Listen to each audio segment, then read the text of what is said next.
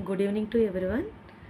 ఈరోజు నేను వీడియో చేస్తుంది ప్రత్యేకించి 10th క్లాస్ స్టూడెంట్స్ ఎవరైతే ఉన్నారో రేపొద్దుట 17వ తారీఖున ఎగ్జామ్ రాయడానికి రెడీగా ఉన్నారో వాళ్ళ కోసం చేస్తున్నాను.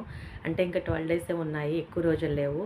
ఈ 12 డేస్లోనూ నేను చేసిన వీడియో కొంచెం వాళ్ళకి ఎంతైనా చదువుకోవడానికి యూజ్ అవుతుందని చెప్పేసి నేను అనుకుంటున్నాను. సో హాయ్ స్టూడెంట్స్, ఎలా ఉన్నారు? ప్రిపరేషన్ ఎలా ఉంది? బాగా చదువుకుంటున్నారా? ప్రిపరేషన్ అంటే అకాడమిక్ ఇయర్ ఇంక ఎండింగ్ వచ్చేసింది.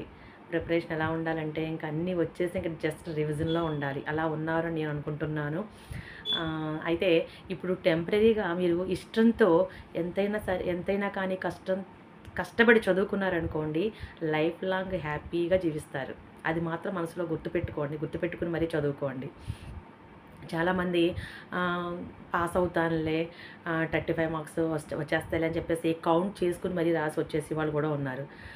దయచేసి అలా చేయకండి. ఎందుకంటే ఈ ఎఫెక్ట్ అనేది ఇప్పుడు కాదు, రేపొద్దున్న మీకు జాబ్స్ వచ్చేటప్పుడు ఇంటర్వ్యూలో చూపిస్తుంది. ఏదైనా జాబ్కి నోటిఫికేషన్ పడిందనుకోండి, 10th అలాగే ఇంటర్, డిగ్రీలో 80% మార్క్స్ ఎవరికైతే ఉన్నాయో వాళ్ళ ఇంటర్వ్యూకి ఎలిజిబిలిటీ అని చెప్పేసి నోటిఫికేషన్ వస్తుంది. ఆ టైంలో మీరు చాలా ఇబ్బంది పడతారు. మీరు అనుకుంటారు ఇంటర్వ్యూకి వెళ్తే కనుక ఎలాగైనా సాధించగలను, కాకపోతే ఎంటర్ అవ్వడానికి నాకు ఎలిజిబిలిటీ లేదు అని చెప్పేసి చాలా బాధపడతారు. ఇప్పుడు 10th 80% వచ్చినాయని బాధపడకండి. రేపొద్దున ఇంటర్లో 90 రావచ్చు, డిగ్రీలో మీకు 100కి 100% రావచ్చు. సో కనీసం అట్లీస్ట్ 80% రావడానికన్నా ట్రై చేయండి. రేపొద్దున మీకు జాబ్కి వచ్చినప్పుడు చాలా యూజ్ అవుతుంది. సో అయితే చాలామంది అనుకుంటారు, మేము చదువుతున్నాం మేడం, మర్చిపోతున్నాము, గుర్తుండట్లేదు అని అనేవాళ్ళు కూడా ఉన్నారు. చూడండి, నేను ఈ మధ్యన 10th క్లాస్ స్టూడెంట్స్కి మోటివేట్ క్లాసులు చెప్పడానికి నేను చాలా స్కూల్స్కి వెళ్ళాను. రీసెంట్గా కూడా వెళ్ళాను, లాస్ట్ మంత్లో కూడా వెళ్ళాను. అయితే అక్కడ కరెస్పాండెంట్ సార్స్ ఏంటి, మీ సార్స్ ఏంటి, చాలా కష్టపడుతున్నారు. అంటే మిమ్మల్ని అందరినీ కూడా అంటే మీకు మంచి భవిష్యత్తు ఇవ్వాలి, మంచి మార్కులతో మిమ్మల్ని పాస్ చేయించి మీ తల్లిదండ్రుల చేతిలో పెట్టాలని చెప్పేసి వాళ్ళు చాలా కష్టపడుతున్నారు. వాళ్ళ పిల్లల గురించి వాళ్ళు అంత కష్టపడ్డారో లేదో తెలియదు, కానీ ఇక్కడ స్కూల్లో చదువుతున్న ప్రతి స్టూడెంట్స్ గురించి కూడా వాళ్ళు ఎంతో కష్టపడుతున్నారు. ఎంతో కష్టపడుతున్నారు. అంటే పై విధంగా చూడండి ఎంత కష్టపడుతున్నారో. ఈ రకంగా కష్టపడుతున్నారు.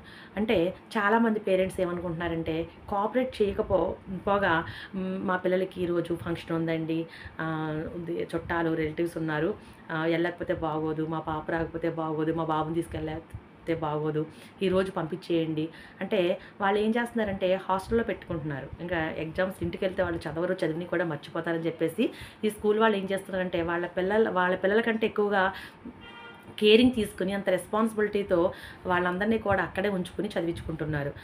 హాస్టల్లో ఉంచుతున్నారు, లేదంటే కొన్ని స్కూల్లో అయితే మార్నింగ్ 6కి వెళ్ళిపోయి నైట్ 8కి పంపుతున్నారు. ఈ రకంగా వాళ్ళు చేస్తున్నారు.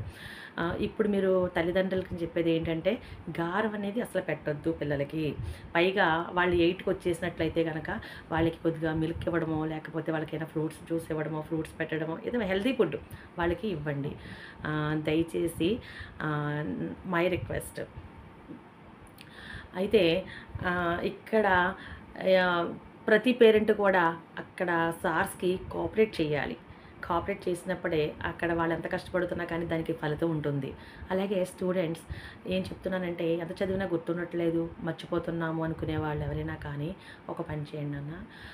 నేను ఒక ఏబిసిడి టెక్నిక్ చెప్తున్నాను. ఈ ఏబిసిడి టెక్నిక్ని ఫాలో అవ్వండి. మర్చిపోకుండా మంచి మార్కులతో మీరు పాస్ అయ్యే ఛాన్సెస్ ఎంతైనా ఉంటాయి. అంటే అవాయిడ్ మొబైల్ ఫోన్.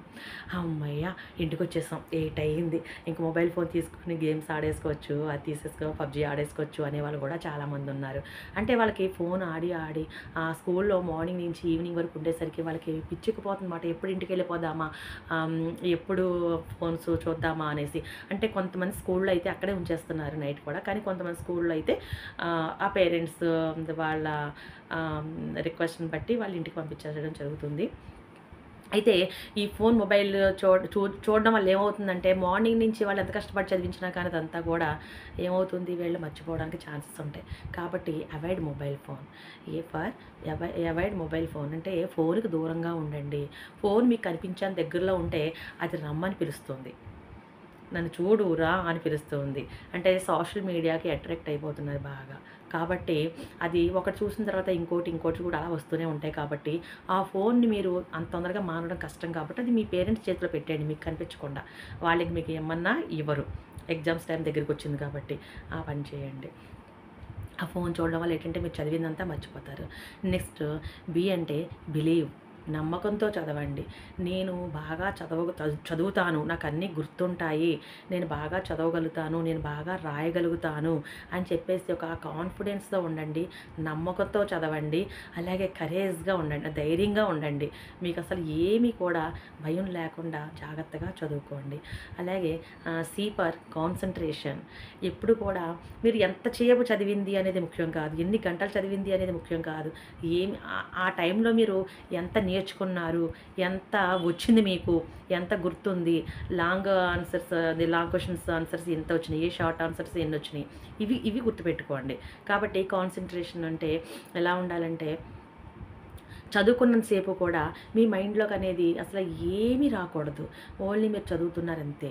ఆ టైంలో మీ ఇంటికి ఎవరన్నా రిలేటివ్స్ వచ్చినా కానీ, ఆ టైంలో మీరు వాళ్ళని కూడా అవాయిడ్ చేసేయండి.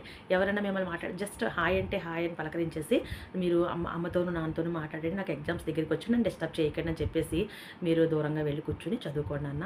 అస్సల మీరు చుట్టాలొచ్చారు కదని చెప్పేసి, మీరు రేపు చదువుకుందాంలే, నైట్ చదువుకుందాంలే అనుకుని పోస్ట్‌పోన్ అస్సలు చేయొద్దు. ఓకేనా? D for disturb list. అయితే మీరు చదువుకుంటా కూర్చున్నప్పుడు మీ పేరెంట్సే ఎవరైనా కానీ కొంచెం మిమ్మల్ని డిస్టర్బ్ చేయొచ్చు. ఇలా రిలేటివ్స్ రావచ్చు, పేరెంట్స్ కూడా డిస్టర్బ్ చేయొచ్చు. లేకపోతే ఇంకొకటి మీరు ఏదన్నా ఆహ్, ఏదైనా పనుంది. ఆ పని చేసుకోవాలి ఇప్పుడు అర్జెంట్. ఇలాగ లేదా మమ్మీ ఏదైనా పని చెప్పింది. లేదా డ్యాడీ ఏదైనా పని చెప్పారు. చెల్లి ఏదైనా పని చెప్పింది. అత్తమ్మంది, ఇత్తమ్మంది, ఇచ్చేయమంది, అచ్చేయమంది. ఇలాగా ఏవైనా ఉంటే గనక మీకు ఇప్పుడు చదువుకునే టైం ఎగ్జామ్స్ దగ్గరికొచ్చినాయి కాబట్టి, మీకు వాటిలకన్నా ఇది ఇంపార్టెంట్ కాబట్టి ఒక లిస్ట్ రాసుకోండి. ఒక డిస్టర్బ్ లిస్ట్ అని చెప్పేసి ఒక లిస్ట్ రాసుకొని దాని మీద రాసుకోండి. రాసుకున్న తర్వాత మీరు మొత్తం చదువుకున్న తర్వాత మీ చదవడం అంతా కంప్లీట్ అయిన తర్వాత అప్పుడు అది ఇంపార్టెంట్. అది మీరే చెయ్యాలి అనుకుంటే గనక అప్పుడు ఆ పనిలోకి వెళ్ళండి. లేదంటే కనుక దాన్ని కూడా అవాయిడ్ చేసేయండి. అంటే ఒక్కొక్కళ్ళు సింగిల్ పేరెంట్ ఉంటారు. అది మీ వల్లే అవుతుంది అనుకున్నప్పుడు తప్పకుండా ఆ పని చెయ్యండి. లేదంటే గనక అవాయిడ్ చేసేసేయండి. No problem. సో, ఈ రకంగా మీరు గుర్తుపెట్టుకుని చదువుకోండి. అయినా మర్చిపోతున్నాము, గుర్తుండట్లేదు అన్నప్పుడు ఇంకొకటి ఆప్షన్ ఏంటంటే మీ పేరెంట్స్ ఉంటారు కదా! మీ పేరెంట్స్ అన్‌ఎడ్యుకేటెడ్ అయితే వాళ్ళకి ఎలాగా వాళ్ళు తెలీదు వాళ్ళకసలని. ఒకవేళ ఎడ్యుకేటెడ్ అయినా కానీ వాళ్ళు చదువుకునే రోజులకి ఇప్పటికి చాలా గ్యాప్ వచ్చింది కాబట్టి దాదాపు ఆల్మోస్ట్ వాళ్ళు మర్చిపోయి ఉంటారు కాబట్టి మీరేం చేస్తారంటే ఈరోజు మీరు ఏమైతే చదువుకున్నారో, ఏమైతే వచ్చినాయో అవన్నీ కూడా వాళ్ళకి ఎక్స్‌ప్లెయిన్ చేయండి. అమ్మ నేను ఈరోజు ఈ సైన్స్ ఈ లెసన్ గురించి నేను ఈ క్వెషన్ ఎక్స్‌ప్లెయిన్ చేస్తున్నాను వినండి అని చెప్పేసి అమ్మ, నాన్నని కూర్చోబెట్టి అది ఎక్స్‌ప్లెయిన్ చేయండి. లేదంటే ఎనీ సబ్జెక్ట్స్ ఏ సబ్జెక్ట్ అయినా సరే మీరు చదువుకున్నాయి. అంటే అలా చేయడం వల్ల ఏమవుతుందంటే మీకు ఎంతవరకు గుర్తున్నాయి, మీకు ఎంతవరకు వచ్చినాయి అవన్నీ కూడా మీకు తెలుస్తుంది. అంటే మీకు మీరు ఒక అది సెల్ఫ్‌గా చూసుకోవచ్చుమాట. అంటే మీ అంతట మీరు ఎంతవరకు వచ్చిందనేది మీరు చూడొచ్చు. ఒకవేళ ఎక్కడైనా చెప్పేటప్పుడు ఏమన్నా మధ్యలో డ్రాప్ అయ్యారనుకోండి, అప్పుడు మళ్ళీ మీరు వెంటనే బుక్ తీసి చదువుకోవచ్చు. ఒకవేళ ప్రాపర్‌గా చెప్పేసారనుకోండి, మీ పేరెంట్స్ చాలా హ్యాపీగా ఫీల్ అవుతారు. అంతేకాదు రేపొద్దున్న వాళ్ళు కూడా దాని గురించి నేర్చుకున్నది అవేర్‌నెస్ ఉంటుంది కాబట్టి ఎవరైనా రేపొద్దున వచ్చినప్పుడు వాళ్ళు ఈజీగా చెప్పి మా పిల్లలు నేర్పించారు మాకు అని చెప్పేసి వాళ్ళు ప్రౌడ్‌గా ఫీల్ అవుతారు. కాబట్టి ఈ రకంగా చదువుకోండి నాన్న.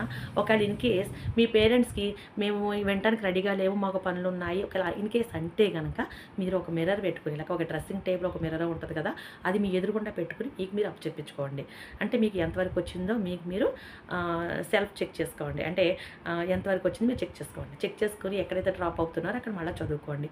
ఈ రకంగా చదువుకున్నట్లయితే గనక మీరు బాగా గుర్తుంటుంది. అంటే చదువుకున్నది మర్చిపోతారేమో కానీ, ఇలాగా ఒకళ్ళకి ఎక్స్‌ప్లెయిన్ చేసి చెప్పిన మటికి ఎప్పటికీ మర్చిపోరు.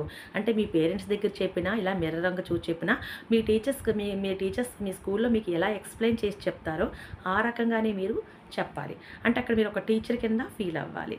అలా ఆ రకంగా మీరు చెప్పినట్లయితే గనక మీకు ఎప్పటికీ కూడా గుర్తుంటాయి. తర్వాత ఆహ్, చివరిగా పేరెంట్స్‌కి ఒక మాట చెప్తున్నాను నేను. మీరు పిల్లలకి దయచేసి ఈ 12 రోజుల వరకు కూడా ఏమి పని చెప్పకండి. ఎందుకంటే ఇంక 12 డేసే ఉన్నాయి కాబట్టి ఇంకేం పనులు చెప్పొద్దు. వాళ్ళు కష్టపడి చదువుకుంటున్నారు. వాళ్ళు చాలా స్ట్రెస్ ఫీల్ అవుతారు. టైర్డ్ అయిపోతారు మార్నింగ్ నుంచి చదువుకొని. కాబట్టి వాళ్ళకి ఆల్మోస్ట్ డైలీ 8-9 కల్లా నిద్రపోతారు ఆ ఏజ్ వాళ్ళది. కాబట్టి చదువుకోవడం వల్ల కొంచెం వాళ్ళు ఇంకా ఎక్కువసేపు మెలుకువగా ఉండొచ్చు. కాబట్టి మీరు వాళ్ళకి ఏం చేస్తారంటే 10 గంటల వరకు కూడా దగ్గరుండి చదివించండి. చదివించి ఆ టైంలో వాళ్ళకి కావాల్సిన హెల్త్ బాగుండడానికి, హెల్తీగా ఉండడానికి మిల్క్ కానీ, జ్యూస్ కానీ, ఏమన్నా ఫ్రూట్స్ కానీ, ఏమన్నా కానీ వాళ్ళకి ఇచ్చే ఏర్పాటులో ఉండండి మీరు. దయచేసి అది చేయండి. అలాగే మార్నింగ్ 4:30 కంపల్సరీ లేపేయండి. 10కి పడుకోబెట్టేయండి. 4:30 కంపల్సరీ లేపేయండి. ఎందుకంటే ఇప్పుడు 6కి, 7కి లేచి చదువుకొని రేపొద్దున్న ఎగ్జామ్ రేపనక ఈ రోజంతా యెస్టర్‌డే నైట్ అంతా కూడా ఓవర్ నైట్ చదివేసుకున్నా కానీ వాళ్ళకి ఏమీ అర్థమవ్వవు, రావు. పైగా ఎగ్జామ్‌కి థియేటర్‌లోకి వెళ్ళిన తర్వాత వాళ్ళకంతా కూడా నిద్ర వచ్చేస్తుంది, నీరసం వచ్చేస్తుంది, తల తిరుగుతుంది. కాబట్టి ప్రాపర్‌గా ఇప్పటి నుంచి కూడా ఒకే లెవెల్‌లో వీళ్ళు చదువుకుంటే గనక బాగుంటుంది. దానికి ఎంతైనా కానీ పేరెంట్స్ హెల్పింగ్ అనేది ఉండాలి అని చెప్పేసి నేను కోరుకుంటున్నాను. స్టూడెంట్స్ 10th క్లాస్ స్టూడెంట్స్ అందరికీ కూడా అడ్వాన్స్‌గా all the best to 10th class exams రాసే పిల్లలందరికీ కూడా all the best all of you children. Okay. Thank you.